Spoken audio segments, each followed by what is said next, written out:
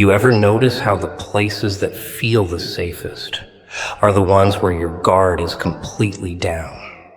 That was my neighborhood. The kind of town where people left their doors unlocked during the day, where the mailman actually knew your name, and where the loudest thing you'd hear at night was someone's dog barking at a squirrel. I grew up thinking nothing bad could ever happen there. It wasn't just a place, it felt like a bubble. And when you grow up in a bubble like that, you don't really expect it to burst. That's why when my parents finally decided I was old enough to stay home alone, just for a few hours while they went to a dinner party, I wasn't nervous. In fact, I felt kind of proud. 12 years old and finally trusted to stay by myself. No babysitter, no rules for a few hours. Just me, some junk food, and the TV remote. I even remember texting my best friend like, "Dude, I got the whole house to myself tonight." It felt like freedom. The sun was still out when they left. I stood at the door and waved goodbye like it was no big deal, then immediately jumped on the couch and queued up a movie. It was just like I imagined, quiet, peaceful, kind of exciting. I even made a list in my head of all the snacks I'd eat and games I'd play. Everything felt so normal, so safe. But looking back now, I always think, was it too normal? Too quiet? Because something about that night still doesn't sit right with me. Like the silence was just waiting to be broken. And when the doorbell rang the second time, hours later, I realized that feeling was right. Something wasn't normal at all. The funny thing is, when you're 12, being home alone feels like a movie moment. You think you're about to live the dream. No parents, no rules, just freedom. I remember pacing around the house that evening, feeling like the king of my little castle. I wasn't scared, not even a little. If anything, I was hyped. It felt like a rite of passage, like I was finally being seen as responsible. I even double-checked the locks just to prove, mostly to myself, that I had everything under control. I had it all planned out. I'd order pizza, watch something scary just because I could, and maybe even stay up a little later than usual. There's something about being alone in your house at night that makes it feel bigger, more echoey. But at that moment, it didn't bother me. I was too busy enjoying the silence, the control. I wasn't used to quiet like that. It wasn't creepy yet. It was peaceful still, like the house was taking a breath. I remember standing in the kitchen, phone in hand, debating whether to order plain cheese or pepperoni. It sounds like such a simple thing, but in that moment it felt like adult-level decision-making. I ended up picking pepperoni because, why not? I deserved it. The guy on the other end of the line said it'd be about 30 minutes. I thanked him, hung up, and smiled. Everything felt smooth, easy. But it's strange how some of the most innocent decisions end up becoming unforgettable details. That pizza order? It was the start of something I didn't see coming. And if I'd known what that night would turn into, I'm not sure I would have felt so proud to be home alone. Because sometimes independence isn't as fun when nobody's there to help you if something goes wrong. I don't know if you've ever had one of those nights that starts off too perfect. Like so calm it almost feels staged. That was this night. After ordering the pizza, I turned on the TV, curled up with a blanket, and let the warm, cheesy anticipation take over. The sun had dipped below the trees, casting that soft orange glow through the living room window. Everything looked golden, peaceful. Nothing moved. Not outside. Not in. It was the kind of stillness that makes you forget the world even exists beyond your walls. I remember thinking, this is amazing. No noise, no chores, no one calling my name from the next room. Just me, a soda in hand, my favorite hoodie on, and a movie playing. I didn't even check my phone that much. It was one of those rare moments where I was completely content, completely unaware, completely vulnerable. Then the doorbell rang. I jumped, not because I was scared, but because I'd forgotten I was even expecting someone. It had only been like 25 minutes. I figured the pizza guy was early. I looked through the peephole, saw the uniform, the red hat, and opened the door without thinking twice. He handed me the box and the receipt, and I reached into the kitchen drawer for the cash. It was just a normal transaction, just a normal guy. Smiling, polite. Except as I handed him the money, he paused, just a second too long, and asked, "So, you here alone?" It was such a simple question, casual even, but something in the way he said it made my stomach feel heavy. I laughed it off, said, "Yeah, just me," like it was no big deal. He smiled again, said cool, and walked off. That's when the peace started to fade. I kept replaying that moment in my head. Are you here alone? At the time, I told myself it was nothing. Maybe he was just making conversation. Maybe he didn't even mean anything by it. But the way he looked at me when I answered, that's what stuck. It wasn't curiosity, it was like confirmation. Like he already knew the answer and just wanted to hear me say it out loud. After he left, I stood at the door for a few seconds longer than I should have, just staring out at the street. I watched him walk down the driveway, slow and casual, like he had nowhere to be. He got into his car but didn't drive off right away. The engine started, but the headlights stayed off. I couldn't see his face anymore, just the silhouette behind the windshield. Eventually, I closed the door, locked it, and told myself I was overthinking it. Still, something in my gut just wouldn't settle. It was like this invisible thread of tension had suddenly been strung across the house. The same walls that felt cozy an hour ago suddenly felt thinner. I could feel the air change. You know that feeling? Like when the hairs on the back of your neck stand up and you don't know why? I went back to the couch, opened the pizza box, and forced myself to focus on the movie. But the scene didn't hold my attention anymore. Every sound made me glance at the window. Every creak felt louder than usual. And for the first time that night, I wasn't thinking about how lucky I was to be alone. I was wondering if someone else out there was thinking the same thing. And that's when I knew something about that question wasn't harmless. Something about that night had shifted. It had been a couple of hours since the pizza guy left, and I was finally starting to relax again.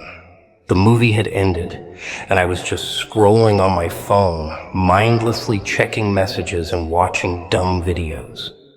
The house had gone quiet again, not the good kind this time. The kind of silence that feels like it's waiting for something. I remember checking the time, 10:42 p.m., and then the doorbell rang again. That sound thapped through the silence like a whip. I froze. My first thought was that maybe my parents were back early and forgot their keys. But deep down, something told me that wasn't it. My parents never rang the bell. They always texted or just walked in. I sat up slowly and stared at the front door, waiting to hear a familiar voice call out, "It's us." Nothing. Just silence again. So I stood up and crept toward the door, my socks sliding on the hardwood floor. I peeked through the peephole and my stomach dropped. It wasn't my parents. It wasn't anyone I recognized. It was a man. No pizza uniform, no delivery bag. Just a hooded sweatshirt standing a few feet from the door, head down slightly, as if he was trying not to look directly into the peephole. I didn't say a word, just watched. Then he spoke. "Hey, sorry, my car broke down. Can I use your phone?" The way he said it, flat, slow, felt wrong. He didn't sound panicked. He didn't even glance around like someone in real trouble. He just stood there, still, waiting. I didn't respond. I backed away from the door as quietly as I could, heart pounding so hard I could feel it in my throat. That's when I realized this wasn't a coincidence. This man knew I was alone. I don't know how long I stood there. barely breathing, just staring at the door like it might burst open any second. My brain kept trying to reason it away. Maybe he really did break down. Maybe I'm just being paranoid. But then he spoke again. "I saw you earlier. You opened the door for the pizza guy, right?" That's when the fear hit me like a wave. He had seen me. He wasn't just randomly picking a house. He was watching mine. Watching me. Somewhere between that first knock and now, I'd gone from being a kid home alone to being prey. I backed away fast, my hands shaking, my thoughts racing. I didn't know what to do first. Hide? Call someone? Yell through the door? Every move felt like the wrong one. And still, he didn't knock again.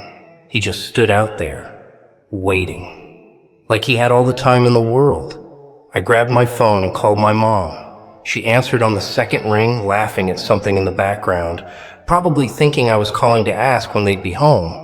But the second she heard my voice, cracked, panicked, everything changed. I told her someone was at the door, that he knew I was alone. She went silent, then sharp. "Get away from the windows. Lock yourself in a room. I'm calling the police right now."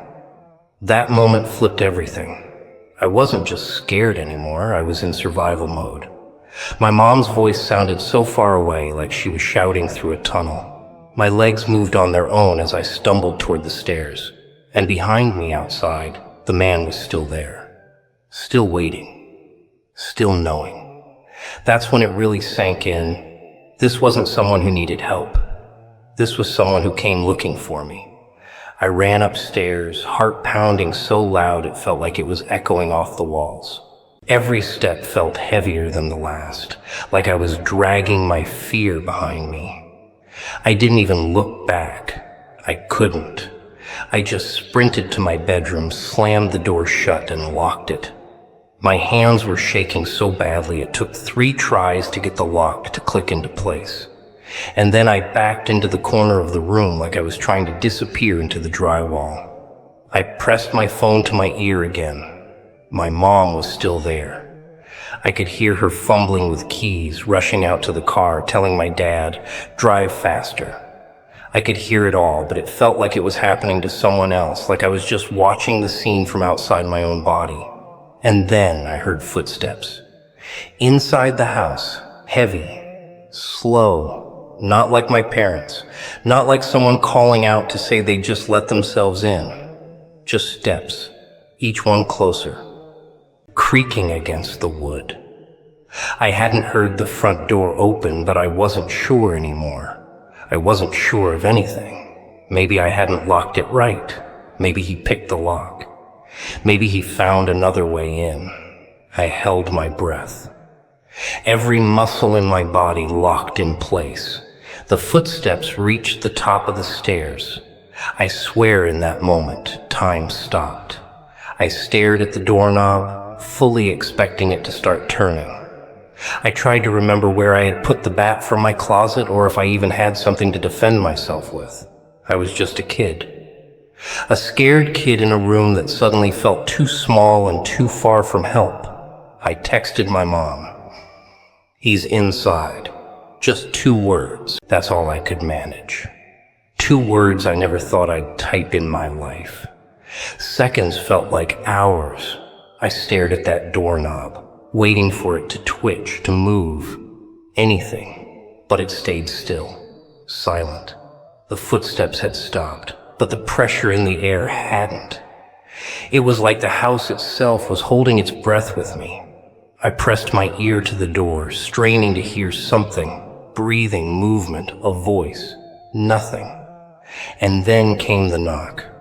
3 soft taps. Not pounding, not aggressive, just quiet. Like he didn't want the neighbors to hear. Like he was already inside and didn't need to rush anymore. I stepped back from the door so fast I nearly tripped. My hands were slick with sweat, shaking uncontrollably. I wanted to scream, but my voice wouldn't work. It was like my throat had locked shut. I was just standing there, barely holding myself up, heart crashing against my ribs like it was trying to break free. Then I heard it again. That voice. Hey, I just want to talk. No panic. No urgency. He said it like he knew I wouldn't open the door, like he was enjoying it. I grabbed the baseball bat from my closet. I don't even remember deciding to do it. I just remember holding it. My mom was still on the phone, crying now, saying the cops were close, telling me not to move. I nodded, like she could see me, like that would somehow help. And then, nothing. No more knocks, no more voice, just silence again. Did he leave? Was he still in the hallway? Or was this some kind of game, waiting for me to unlock the door first? I sat on the floor, back against the wall, clutching that bat like it was the only thing keeping me alive. I didn't know where he was anymore, and somehow that made it worse. The next few minutes were the longest of my life. I sat there in that quiet room, knees pulled to my chest, bat gripped so tight my hands ached. Every tiny noise made me flinch. A car driving by, the wind brushing against the windows, the distant creak of the house settling. I was stuck between wanting to run and being too scared to even breathe too loudly. My phone buzzed again. The cops are almost there. My mom had texted. Almost, but not yet. That word felt like a cruel joke.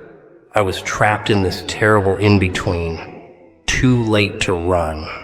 Too early to be rescued. I kept imagining the door bursting open or hearing footsteps rush at me.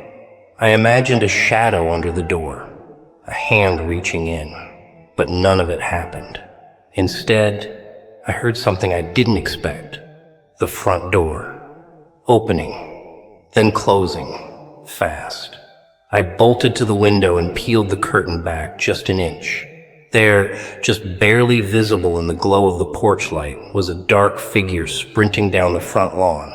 Hoodie pulled up, disappearing into the trees. Gone, like a nightmare that had finally blinked away.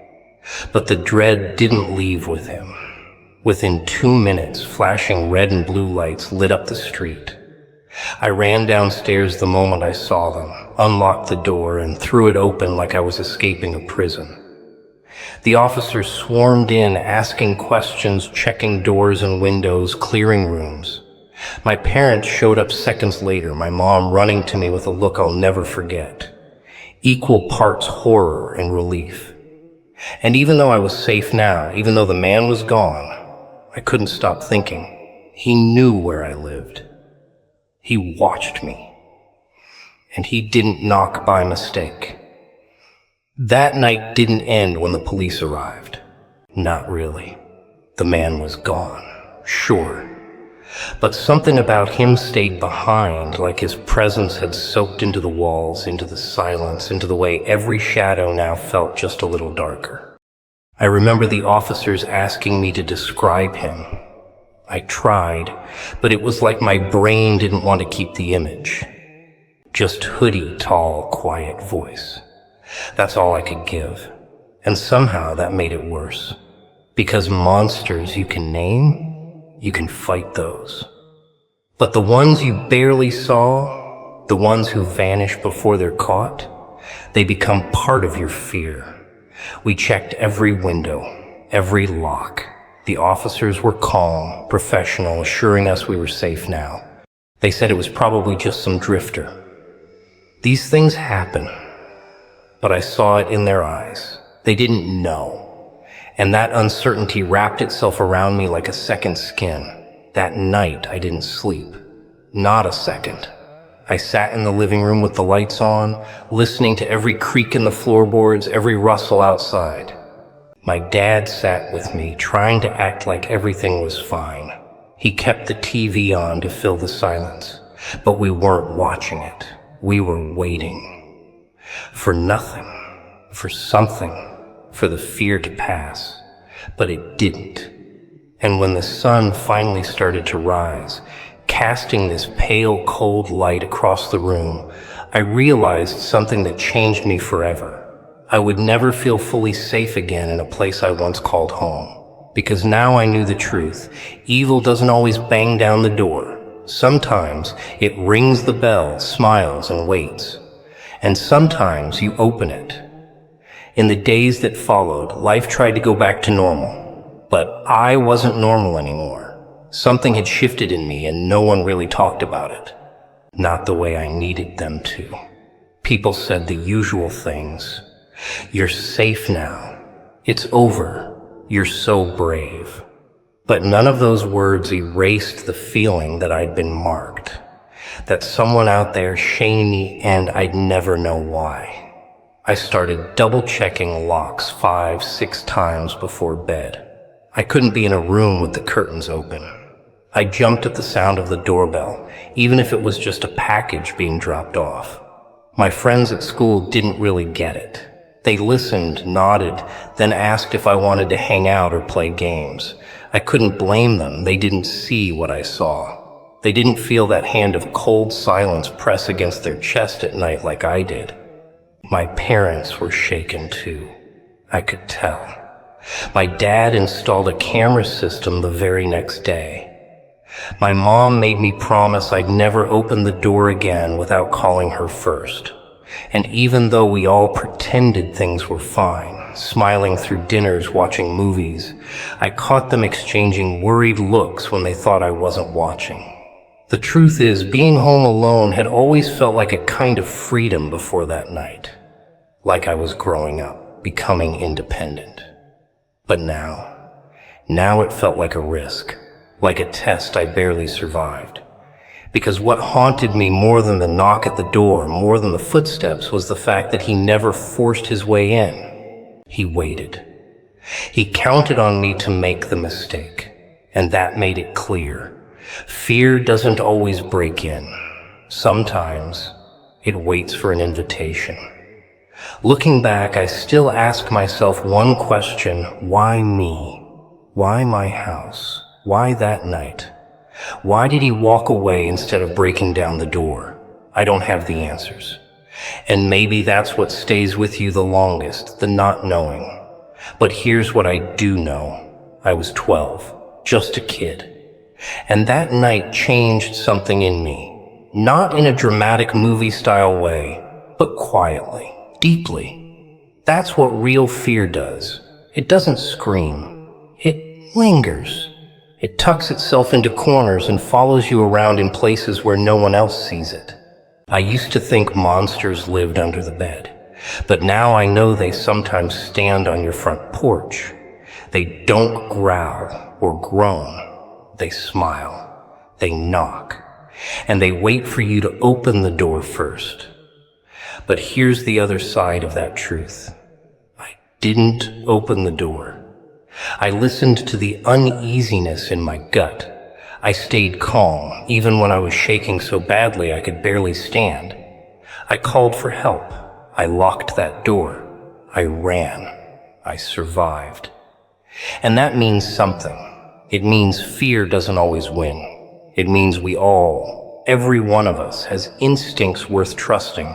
So if you ever find yourself alone, unsure, with something on the other side of the door that doesn't feel quite right, listen to that feeling. Don't dismiss it. Don't talk yourself out of it. Your fear exists for a reason, and sometimes it's the only thing that stands between you and the person who's already chosen you. I was home alone at 12. The doorbell rang. And that night, everything changed. But maybe, just maybe, that door staying shut saved my life.